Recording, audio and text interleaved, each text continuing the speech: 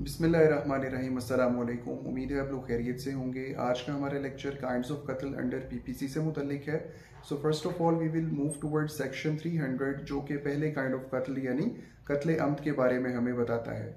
तो जैसा कि नाम से जाहिर है, कत्ल अम्द का मतलब है कि जहाँ पर कोई भी बंदा इरादा रखकर, इंटेंशन रखकर, बैड इंटेंशन, मैलिस उसके माइंड में मौजूद होगा, मेंजरिया मौजूद होगा और उसके बाद जाकर वो कत्ल कमिट करता है।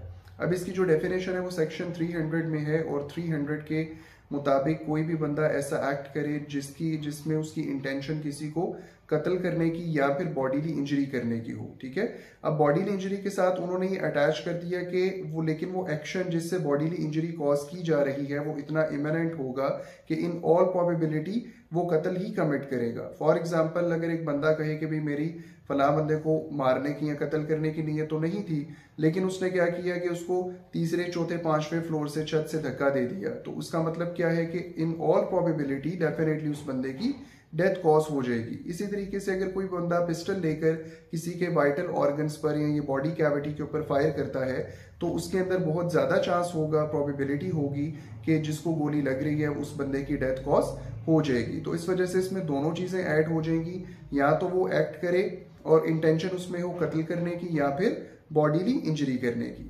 उसके बाद हम चलते हैं सेक्शन 301 के ऊपर, which talks about the doctrine of transferred malice.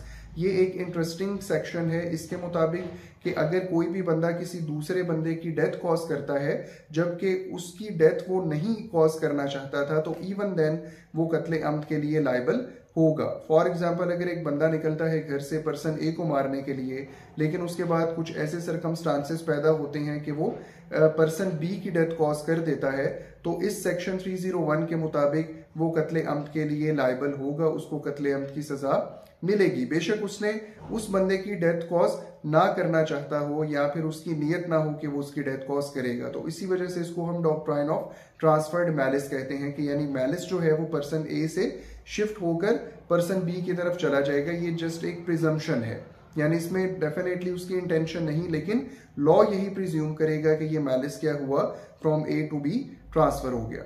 उसके बाद हम सेक्शन 302 में आते हैं। Section 302 talks about the punishment of कत्ले अम्द।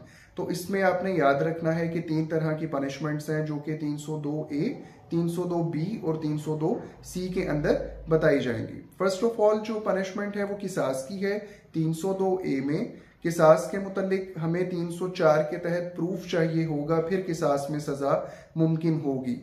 अब सेक्शन 304 पीपीसी, उसमें 2 क्राइटेरिया लिखे गए हैं कि नंबर 1 ये कि अगर तो जो ऑफेंडर है वो जाकर वॉलेंट्री और ट्रू कन्फेशन करता है बिफोर द मैजिस्ट्रेट, तो उसमें फिर उसको किसास के तौर पर सजा हो सकती है। और जो दूसरा तरीका है वो ये कि अगर कोई ऐसी शहादत या विटनेसेस मिले हैं जो कि तज़कियत शहूद के प्रिंसिपल पर पूरा उतरते हैं अंडर आर्टिकल 17 ऑफ कानून शहादत ऑर्डर, तो उसके मुताबिक फिर किसास की पनिशमेंट हो सकती है।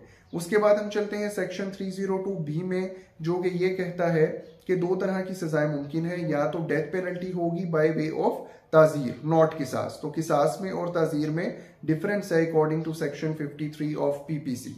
अब दूसरी सजा जो 302B में मुमकिन है वो लाइफ इम्प्रिजनमेंट है।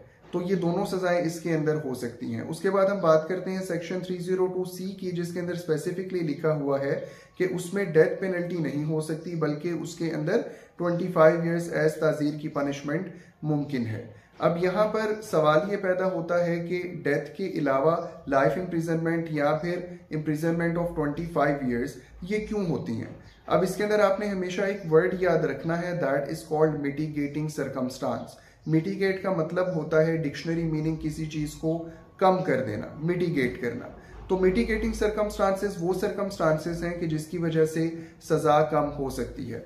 फॉर एग्जाम्पल, अगर एक बंदा है वो घर से नहीं निकला किसी को भी कत्ल करने के इरादे से, लेकिन क्या हुआ कि वो मार्केट गया, कोई लड़ाई झगड़ा हो गया, किसी ने उसको गाली निकाल दी जो कि grave and sudden provocation provide कर रही है, तो ऐसी सूरत में ये मिटिगेटिंग सर्कमस्टांस होगा, यानी कि जो अमाउंट ऑफ पनिशमेंट है वो कम हो जाएगी। तो आप इसको कंपैरिजन में देख सकते हैं कि एक वो बंदा जो कि एक बहुत अरसे से एक बंदे की डेथ कॉज करना चाहता है, वो उसका दुश्मन है और वो घर से इरादा लेकर निकलता है, मोटिव है, प्रेपरेशन है और उसके बाद जाकर वो एग्जीक्यूट करता है।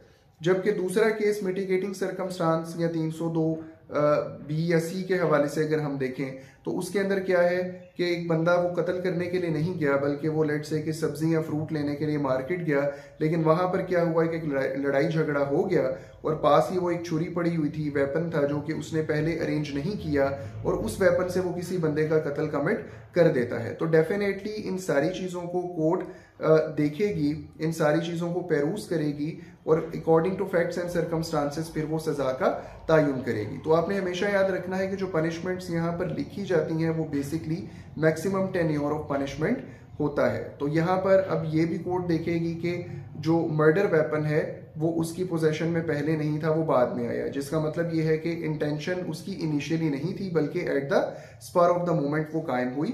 तो डेफिनेटली इस चीज का बेनिफिट उस एक्यूज्ड पर्सन को मिलेगा और मुमकिन है कि मैक्सिमम पनिशमेंट फिर उसको ना मिले।